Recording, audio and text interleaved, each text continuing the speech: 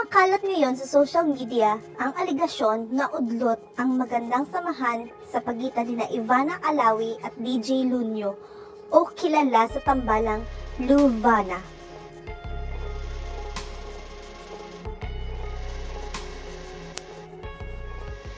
Hindi nakaligtas sa mapanuring avid fans ng dalawa na i-unfollows ni Ivana si DJ Lunyo sa Instagram at sa Twitter. Ang itinuturong dahilan di umano ay isang non-showbiz girl na nauugnay sa binata. May 27, 2020, nang basagin ni DJ Lunyo ang pananahimik niya sa issue.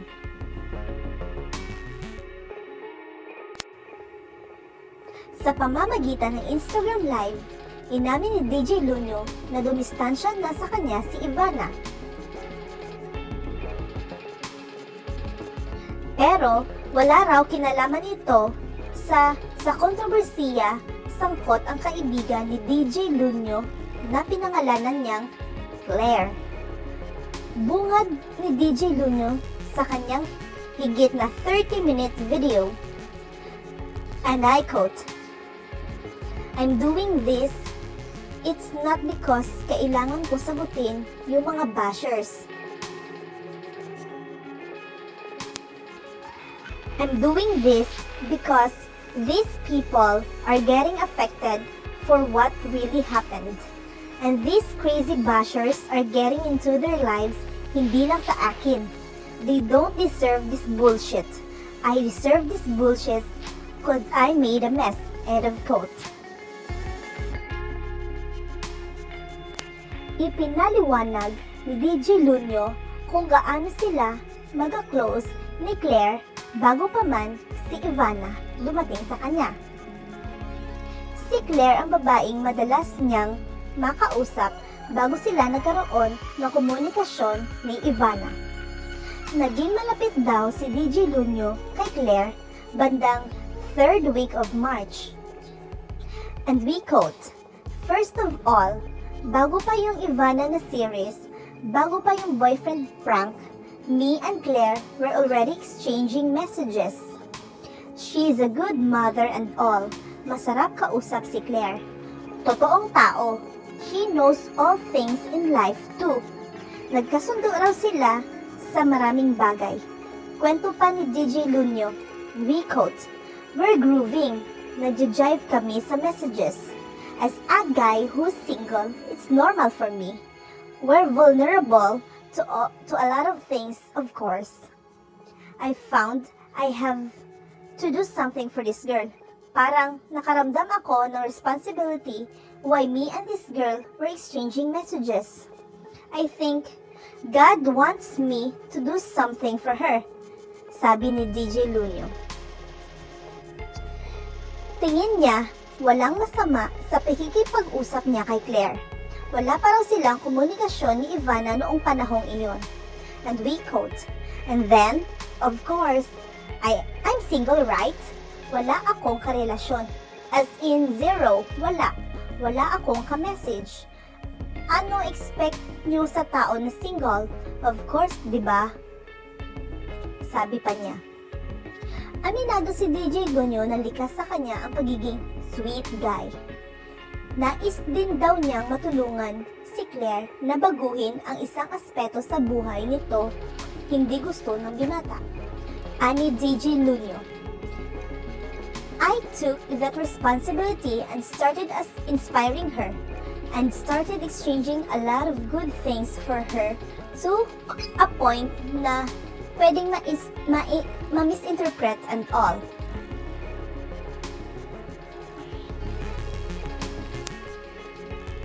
Tila, dito nagkaroon ng problema. Iba ang naiparamdam ni DJ Lunyo kay Claire. Gayong, wala palang intensyon ang binata na ligawan ito." And we quote, "But I have no plans to commit. Never ako nagkaroon ng plan para mag-commit. Kaya nga ako pumunta dito sa China is because I need to pursue my career and all. So ginawa ko yon," sabi niya.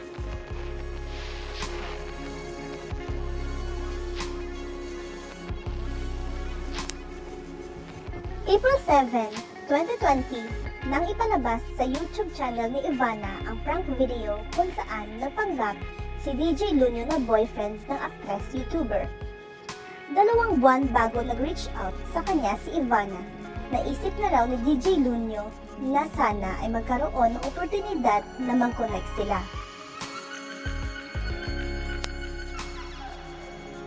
Balik tanaw ni DJ Lunyo. Ivana was really an energy. February pa lang, sabi ko, what if? Kasi, single na ako, sabi ko.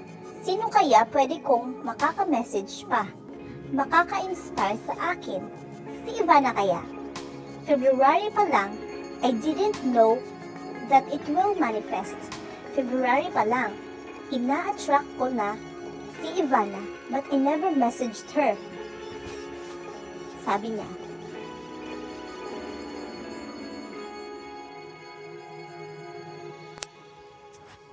Base sa lumabas na video noong April 7, 2020, plano ni Ivana na i-prank ang ina niyang si Fatima Marbella na madalas nanonood ng TikTok videos ni DJ Lunyo.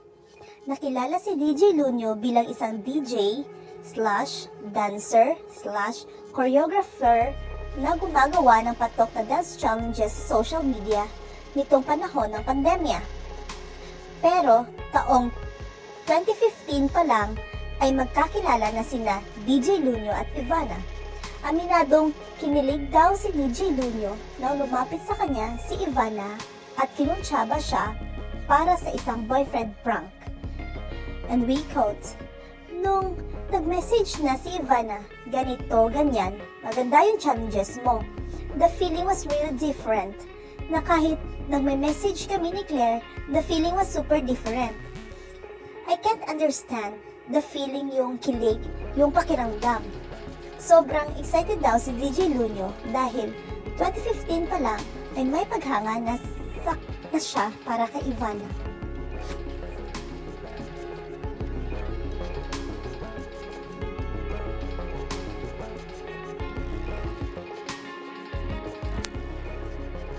Sabi niya, sobrang excited daw si DJ Lunyo dahil 2015 pa lang ay may paghanga na siya para kay Ivana. Pero nagkamali raw siya nang itago niya kay Ivana ang pakikipag-usap niya kay Claire. And we quote, "First, she asked me, wala bang masasaktan sa mangyayaring ito? So, I told her even if may kausap ako that time na si Claire, sinabi ko sa kanya na wala. Kasi, technically, I am single." Sabi niya.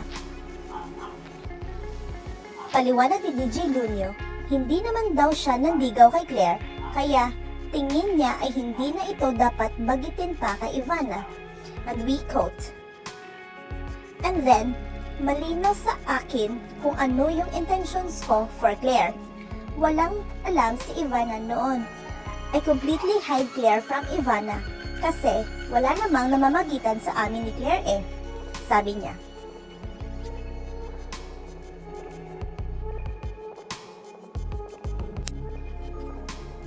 Na-realize daw ni DJ Lunyo na hindi pa rin siya naging malinaw sa kanyang intensyon.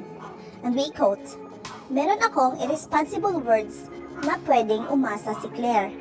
But at the end of it, I'm technically single that time and even up to now. So, nangyari yung prank. I lied to Ivana na wala akong nakaka-message." Sa puntong ito ay inamin ni DJ Lunyo na naging totohanan ang feelings niya para kay Ivana. Nahulog daw ang loob niya sa actress-YouTuber mula nang gawin nila ang boyfriend prank video. Damang-dama raw ni DJ Lunyo ang totoong kilig nang magpanggap siyang nobyo ng dalaga. Sabi niya, "To tell you honestly, even before noong 2015, alam ko na meron akong pagtingin kay Ivana. Pero that time, I have a girlfriend. So, para ngayon, nangyari. Noong nangyari na, we were talking every day. After that boyfriend prank, talagang nag-uusap kami araw-araw. She was consistently helping me with a lot of things na hindi ko alam. She taught me a lot of things, especially with YouTube. Sa ad niya. Hanggang sa tuluyang nandigaw si DJ Lunyo kay Ivana. May kislap sa matang paglalarawan pa ni DJ Lunyo. And we quote, "As time goes by, si Ivana was really my top priority. She's very special to me. To a point na kapag nagme-message siya, automatic talagang masayang-masaya ako mag-reply. Kahit ultimo one line lang message niya, ang haba ng reply ko sa kanya. Kusa raw na umibig si DJ Lunyo kay Ivana. You can't hide what you feel. For Ivana, it's not only about what I feel, it's what I think of her. Ang pagmamahal kasi, hindi yan parang nararamdaman mo lang eh. Kahit hindi siya mag-reply the whole day, ay I'm completely okay.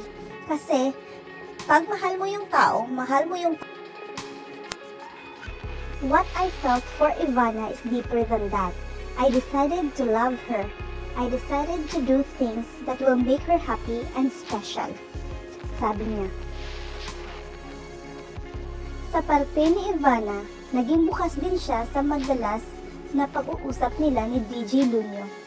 Sa kanyang vlog noong April 16, 2020, ibinuking si Ivana ng kanyang mami Fatima at kapatid na si Mona na madalas silang nag-uusap ni DJ Lunyo.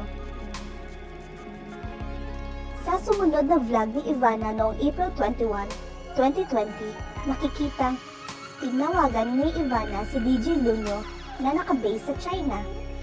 Pinaamin ni Ivana si DJ Lunyo kung ano ang mayroon sa pagitan nila.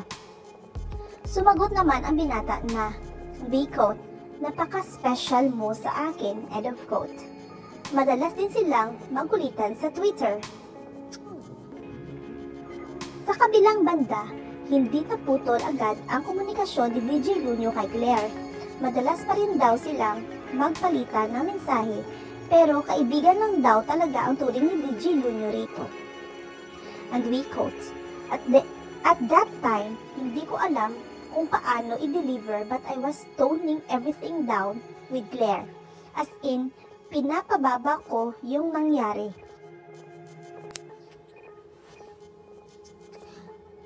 Wala akong intensyon na magkaroon ng relationship with Claire.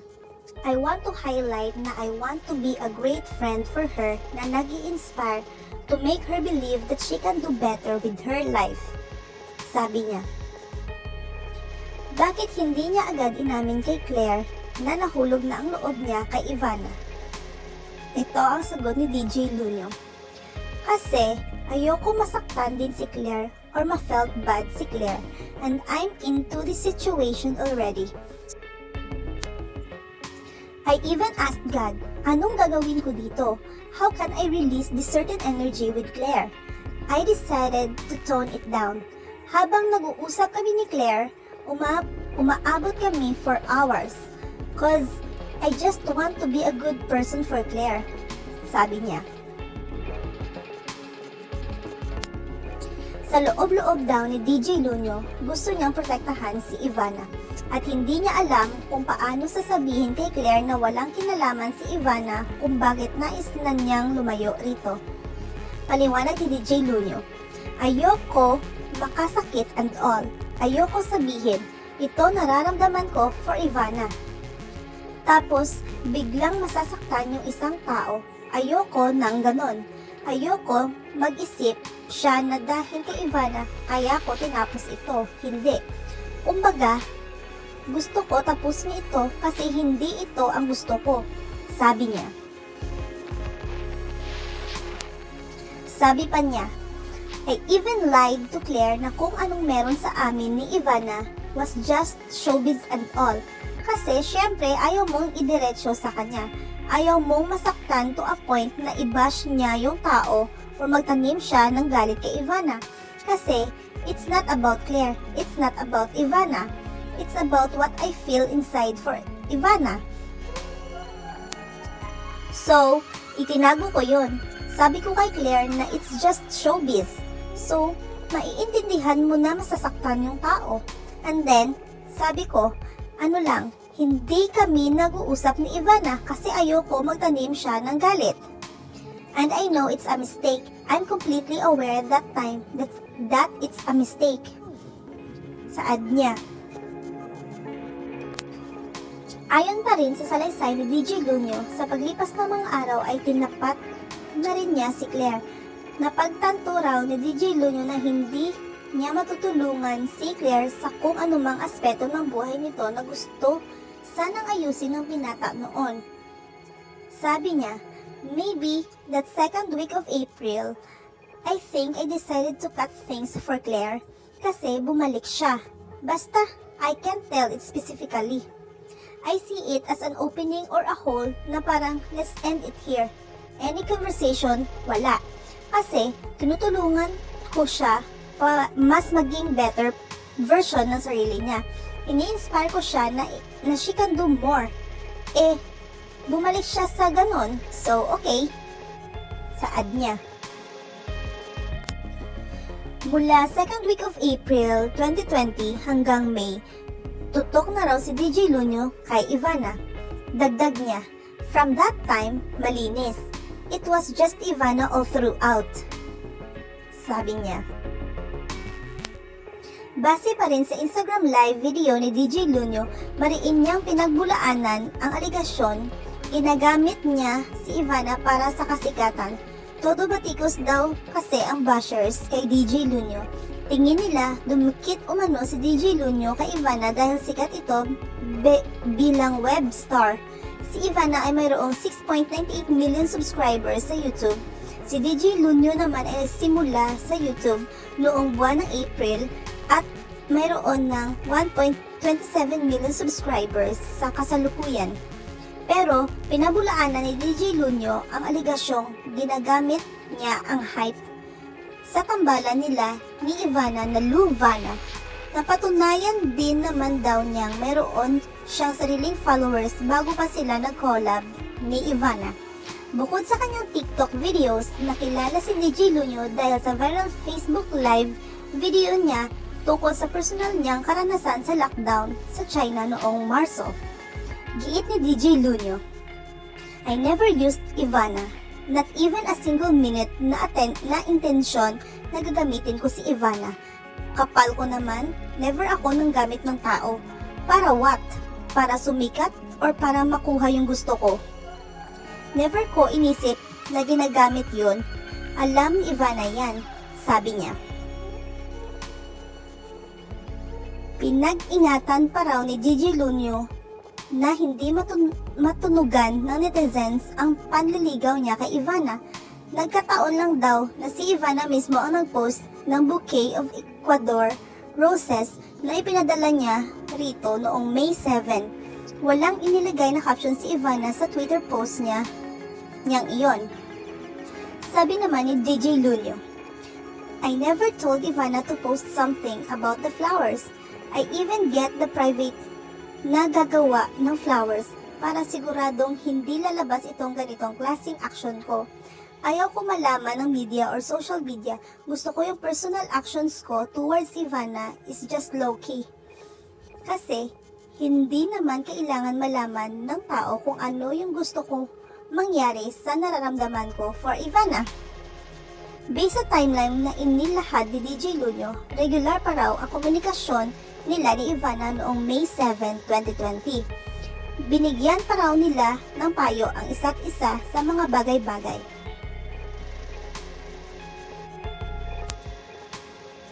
Hanggang sa dumanas daw ng anxiety issue si DJ Lunyo, iyon daw ang panahon na aniya, I needed a lot of attention. Hindi raw niya maisturbo si Ivana lalo pat ito raw ang tipo ng babaeng ayaw nang nadaan sa cellphone ang panliligaw.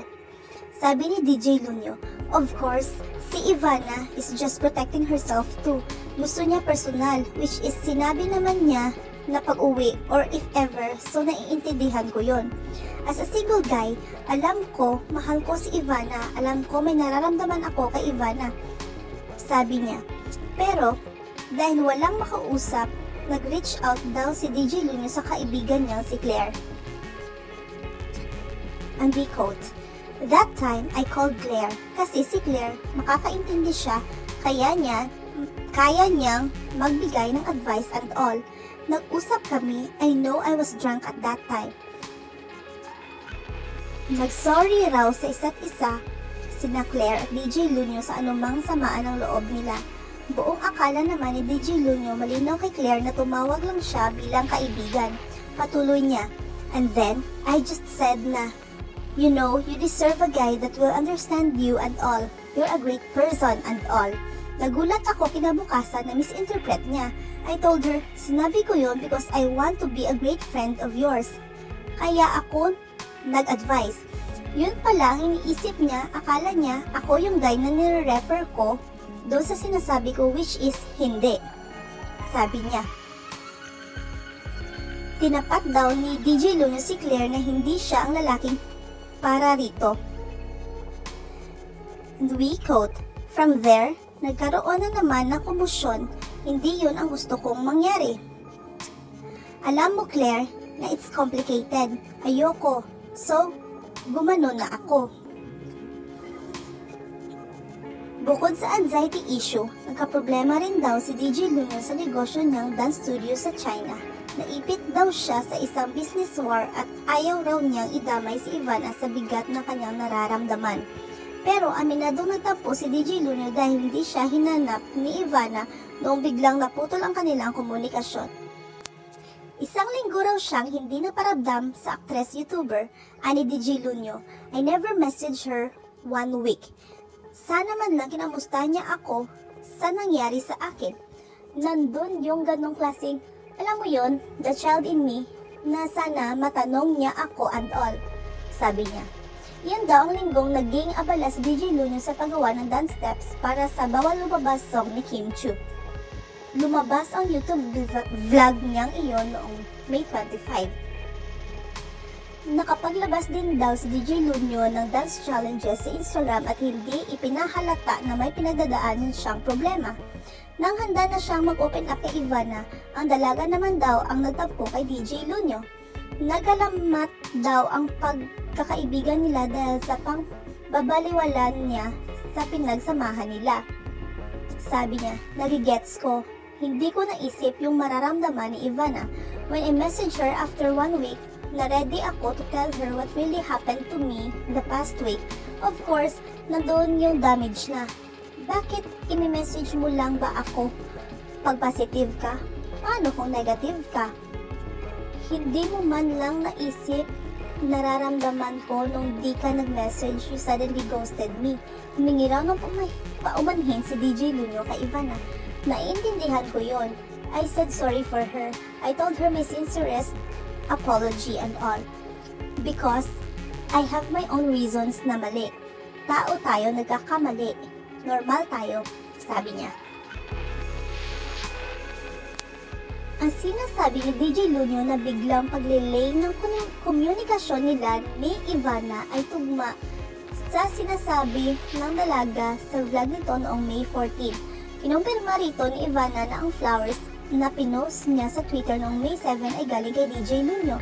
Pero aniya, friends lang sila at we don't talk as much as we talked before. Nabanggit pa noon ni Ivana na hindi niya isinasara ang pintuan kay DJ Lunyo sakaling magbalik na ito sa Pilipinas. Hanggang sa nagkaroon nga raw ng hindi pagkakaunawaan ang dalawa. Kinumpirma ni DJ Lunyo na kamakailan lang ay in-unfollow siya ni Ivana sa Twitter at Instagram. Tingin ni DJ Lunyo ay wala iyong kinalaman sa kontrobersiya sangkot si Claire.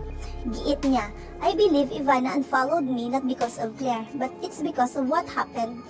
First, yung 1 week na hindi ako nag-message for my stupid reason. Nakakabobo rin talaga yung pagmamahal guys sa totoo lang, sabi niya. Pero in-unfollow rin daw siya ni Claire sa social media.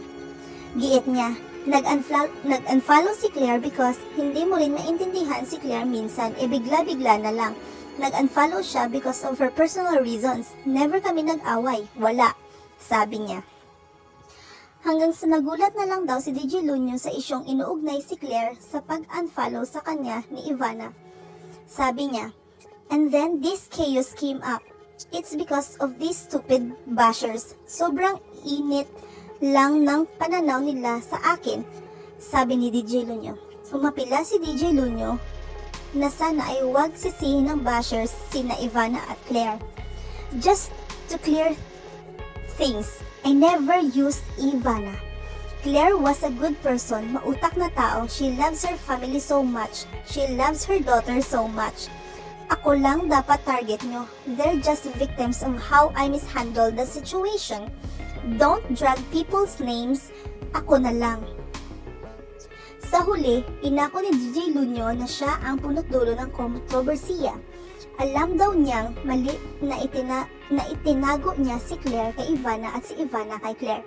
Sabi niya, wala naman ibang ihihit dito kundi sa akin kasi sa akin naman nanggaling ang desisyon. The mistake was from me. It happened on that moment.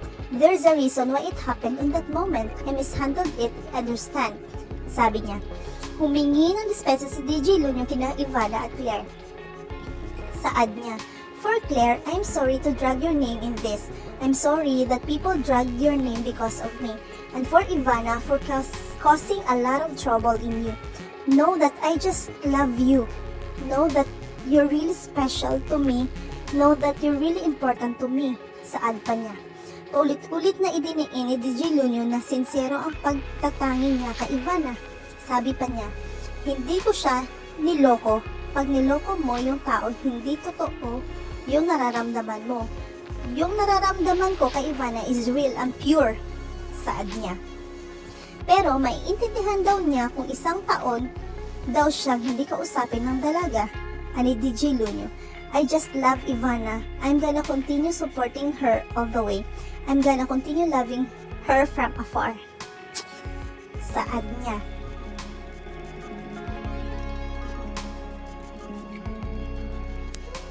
O anong masasabi ninyo dito? For more video updates of your favorite local celebrities and famous personalities, please don't forget to hit like and subscribe to my YouTube channel. Thank you for watching mga kachika!